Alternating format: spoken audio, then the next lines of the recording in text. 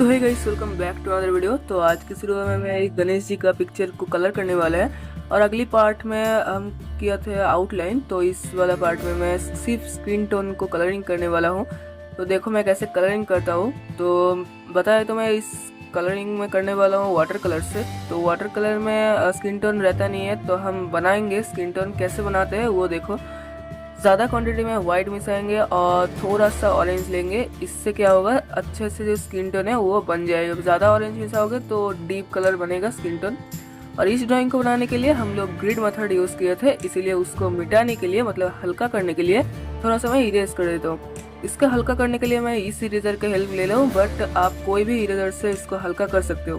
और इसको मैं हल्का कर लेता हूँ। उसके बाद ड्राइंग को स्टार्ट करता हूँ। देखो मैं कैसे ड्राइंग को करता हूँ, स्टेप बाय स्टेप, स्किप मत करके देखो। और अगर अच्छा लगे ड्राइंग तो अगर लाइक कर दो ना।